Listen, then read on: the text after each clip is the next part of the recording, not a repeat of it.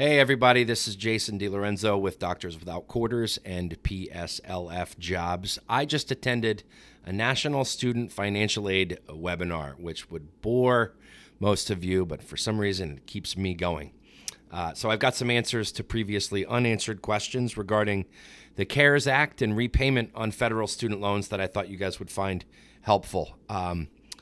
As was previously announced, accruing interest and payments are being halted as of March 13th and through September 30th. So most of your statements that we've seen are now showing 0% interest, and the servicers are working to enact payment suspensions as soon as possible.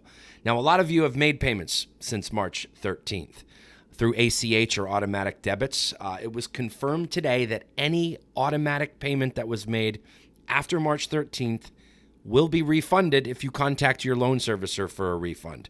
So here's the deal there, guys. If you don't have an economic hardship, hold off on contacting your servicers right now. We've just had nearly 10 million people submit jobless claims just in the last 2 weeks. That's who the servicers are working with right now. So if you don't have an economic hardship that demands that you either get a refund or stop payment immediately, let this payment suspension happen automatically.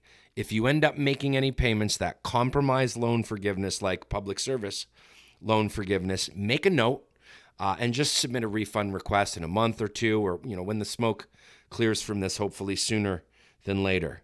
If you do wish to make payments or not request a refund of payments that you've made since March 13th automatically, those payments are just going to be applied first to outstanding interest and then after that to principal, all with 0% interest, again, from March 13th through September 30th of this year. So if that's all you wanted to know from this update, you can bounce now. I'm going to cover just for a minute here ineligible loans and also the private refinancing marketplace. So the CARES Act does not apply to private loans or institutional loans, and most FFEL loans, which were the federal student loans lent in 2010 or earlier from private lenders, not direct loans or the Department of Education. So these loans and Perkins loans and a few others, they can be consolidated to direct loans, and then they are eligible for the stimulus, as well as, in some cases, if you're pursuing it, public service loan forgiveness. So you may wish to look into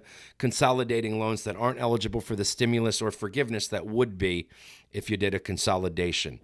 Also, if you've already refinanced or are considering doing so with SoFi or Credible, Earnest, Laurel Road, Common Bond, these private lenders that offer federal loan refinancing to lower rates, these loans, they're not eligible for the stimulus benefits.